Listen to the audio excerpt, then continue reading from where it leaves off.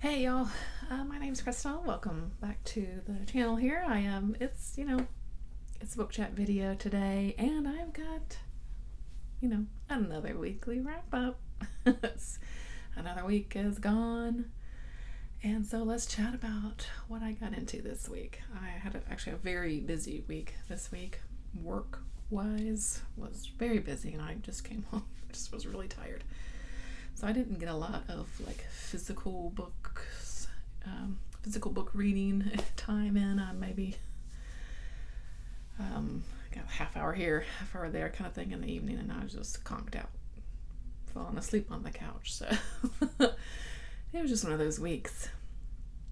But I did finish 3 things, 2 of which were audiobooks, because you know me.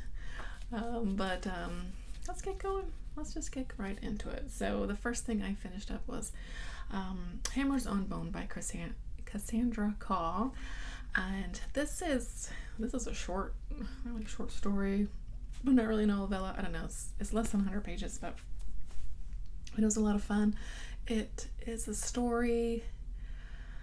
It's got, I think how to describe this the best way. Probably should have thought about this earlier, but I didn't. So it's we open up, there's a little boy who goes to the office of this private investigator, and he's like, I need you to kill my stepdad. And the PI is like, I'm an investigator, I'm not a murder for hire over here. And then the little boy's like, well, I think only you could handle this because reasons, right? We of course figure out what those reasons are, and so we follow him as he's checking out the stepdad, wondering what's going on, like why is this guy, what's going on, what's up with this guy. His stepdad obviously is not a good person, right? And yeah, it was good. So it's got definite Lovecraftian vibes here. We've got monsters, references to gods, but then this private investigator character is like really old school. If you think of like those old kind of noir, black and white movie type, private investigator characters, he really reminded me of those guys. So it was this really cool mix of things, and yeah, I really enjoyed. It was enjoyable. It was a nice quick read, which was good for this week. And yeah, it was fun. And I think there's a second one, so I would definitely like to pick it up. And I'm hoping that we're following this, PI again, I would assume. But yeah, it was fun. And this was for one of the For Your Shelf-a-thon prompts, the book that's less than 200 pages. So check mark on that one. And yeah, so that was the first thing I finished. And then I had an audiobook hold come in from my library, and that's His and Hers by Alice Feeney, and I really liked this one. So I previously read Sometimes I Lie by Alice Feeney and loved it. It is one of my favorite thrillers, and so I've been wanting to get more of her books, read more of her books. So this hold came in and I dove right into it. So this, essentially we are in sort of a small town in the UK, and there's a murder, right? A woman has turned up murdered, and so this is the crux of our sort of mystery. But there's a lot more going on here, and as the title suggests, we've got a his and a hers perspective. Now the his is he's the investigator, the detective. I don't think they call them detectives over there in the UK, but that's investigating the murder, obviously. And so we kind of follow him as he kind of gets intertwined and everything. And then the hers is actually a journalist who actually lives in London but is from this small town, and so she has sort of been sent there to find the story, right, see what's going on. And so these are the perspectives that we get throughout the book. But then there's a third point of view that is from the point of view of the murderer, and I really liked that. that part of it, it was, just added this other little layer of like, who in the world is doing these murders, all this stuff.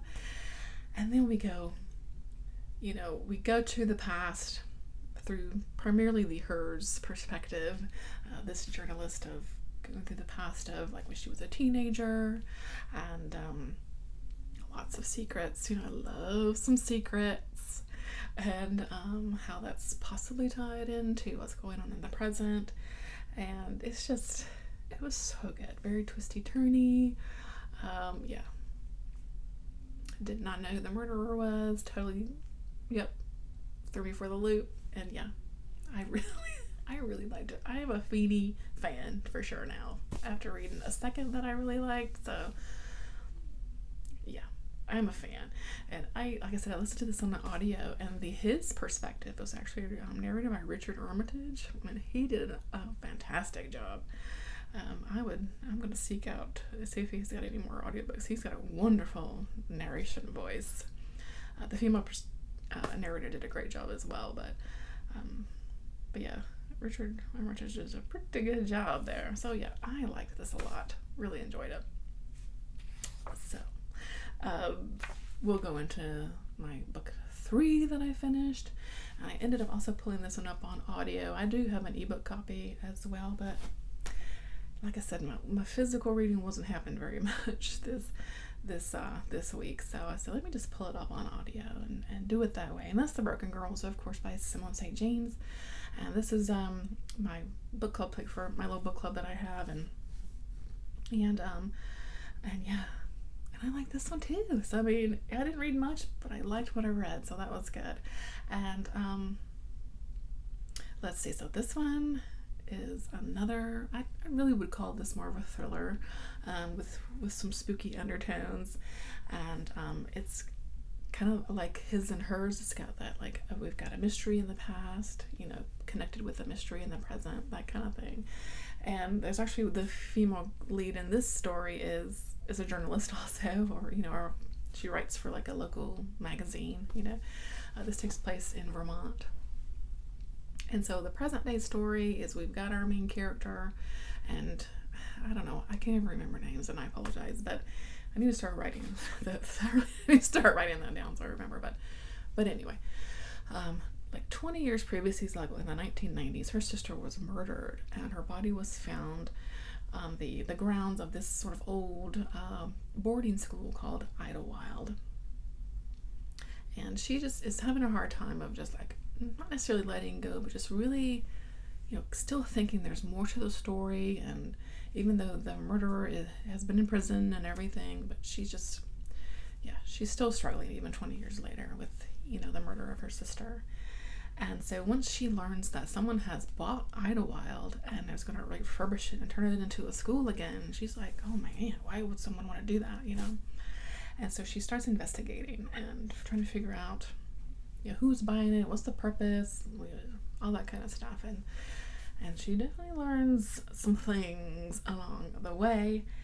And some things about what happened like that 20 years ago regarding her sister.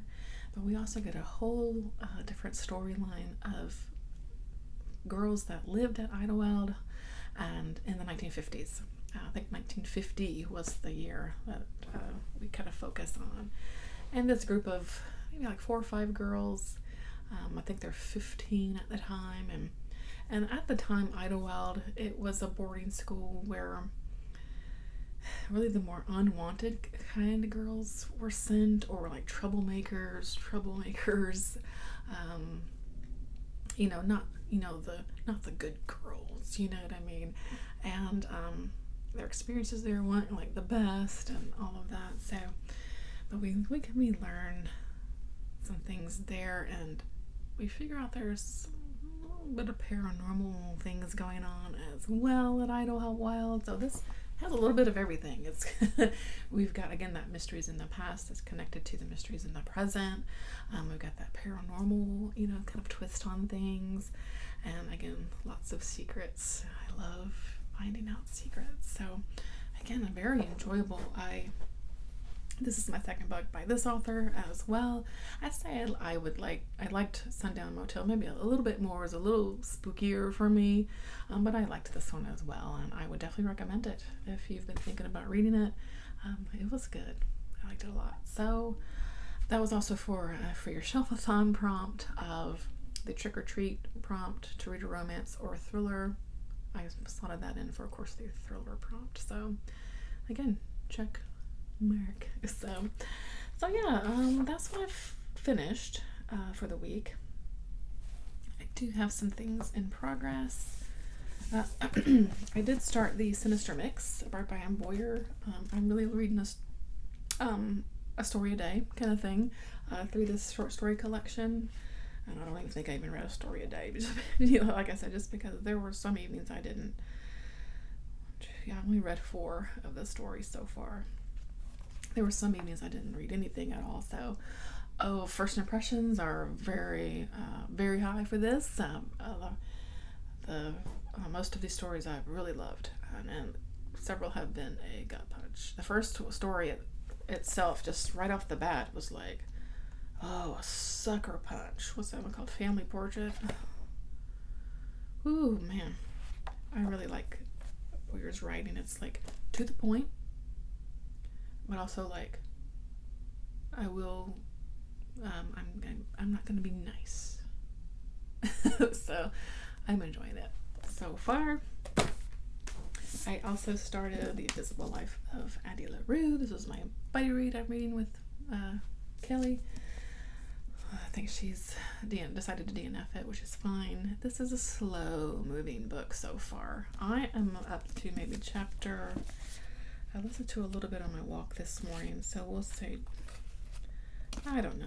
Anyone forgotten how to do Roman numerals? The chapter headings are in Roman numerals. Anyway, we'll say 20-ish. And yeah, it's a slow burn. I'm not liking it, but this week it's been a bit of a struggle to read. I think just because, like I said, just because of how my week went. But I ended up pulling it up on, and I was reading this physically, and I ended up pulling it up on audio actually, to try to help me just kind of get through it. Again, it's not that I'm not liking it, but it's just a bit slow. And so I've listened to the audiobook for a few chapters so far, and I think I'm just going to probably finish it out that way. Because I do want to read this. I want to see how everything turns out, So I'm going to keep plugging away on it, and we'll see. And I did start Revelator by Daryl Gregory. I don't know, I was super excited to read this one. I could not wait anymore. And I'm on chapter 3. So far I am very intrigued. I think I discussed this a little bit last week, but this sort of a historical fiction type story was 1930s of the Appalachian area, Tennessee, and we've got she's a young girl at the very beginning of the story, and her name is Stella, and she encounters the family's personal god just out in the back of her grandmother's house, and yeah, I'm curious. I'm dying to know what's going on in this book. And so right now, we get that early bit of when she was a young child, but right now Stella is grown up, and she's a bootlegger, so she's slinging some moonshine, and she seems like just an awesome character, and I can't wait to dive into more to figure out what Stella's all about and what this mystery of this family god, and oh my god, I'm dying to know. So yes, I'm very excited. And I think that's it. Nope, I lie. I did also I think I could focus this week, so I did also start Bird Box, and again, I'm on chapter 3. So I'll just kind of pick that up here and there, and we will see how that goes. I just started all the things, I guess. And I think that is it for reading update for the week. I did haul a few things this week because this one came in yesterday. Lonely Castle in the Mirror by Mizuki Tujimura, and it is translated by, let me find that, Philip Gabriel. And this I saw on, I think, Kat over at Biblio Obscura. I saw that on her channel, and I just had to order it. I don't know, it's kind of like Revelator. I was like, I have to read this. So we've got a neighborhood in Tokyo. 7 teenagers wake to find their bedroom mirrors are shining. At a single touch, they are pulled from their lonely lives to a wondrous castle filled with winding stairways, watchful portraits, and twinkling chandeliers. They are confronted with a set of clues leading to a hidden room where one of them will be granted a wish. But there's a catch. If they don't leave the castle by 5 o'clock, they will be punished. And it goes on. I think this is weird, possibly a bit emotional. I don't know. It's just something that it grabbed me. It grabbed me for sure. And I had to have it. I had to have it. My book of the month choices came in. I picked up The Perishing by Natasha Dion. This one, something got me here. I don't know. It just sounded interesting, I guess. And then, of course, I picked up Whiteheads Harlem Shuffle, because, of course, I've heard pretty good things about this one so far, so excited to dive into that. Last weekend, I think I mentioned in my last weekly wrap-up that my husband and I celebrated our anniversary, so we went out and had a nice lunch, and we ended up going to the North Carolina Museum of Art and had a nice few hours of just moseying through the art and getting to enjoy it, child-free, and I just had a good time. And then we made a stop at Barnes & Noble on the way home as well. And I picked up a few things because why not? And I actually picked up a copy of Hex Life. This is what I've been wanting for a little while, and so I bought it. I wanted it. This was one of their buy one get one half offs for the month, and I recently read this and I really wanted a copy for my shelf because I really loved this book, so I picked up that.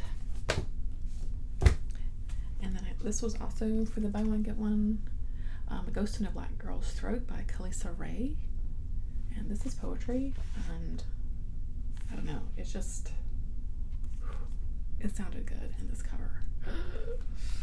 So yeah, I picked that up.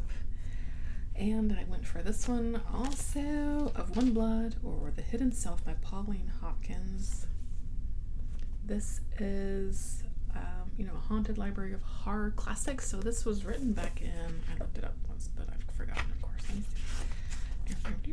see. 1900. It says it was first published in 1902, 1903. And so this is part of, this is from the Horror Writers Association. I think they probably have several of these where they kind of, some lost materials, bringing back some of these older works. And this is one of them. So it just sounds good. And this one was, it was $10, so I just picked it up. Little Girls by Ronald Malfi, because why not? Picked it up. And did I share this last time? Maynards House by Herman Raucher. Is it Raucher or Rauscher? I can't remember. I don't think so. It's over here, so I'm thinking not. But this is an older book as well. I think maybe from the 80s. Yeah, 1980. And I don't know, it just sounds good. We've got a Vietnam vet, and he is willed this old cabin out in the woods of Maine by an old army buddy or whatever, but something spooky is out there, so I'm curious about that. So that little extra haul this week. I don't usually buy that much, but whatever, it was my birthday, so alright, I think that's it. So I'm hoping next week will be a bit quieter for me as far as work, and I'll be back working at home. I was in the office all week last week, which I did not appreciate, let me tell you that. So I get to go back to working from home this week, which I love so much. So hopefully that I can keep doing that. But anyway, that's it. Thank you so much for watching. As always, of course, my friends. I hope you're having a nice October so far and getting some nice reading done. And I'll catch you in the next one. Okay, bye.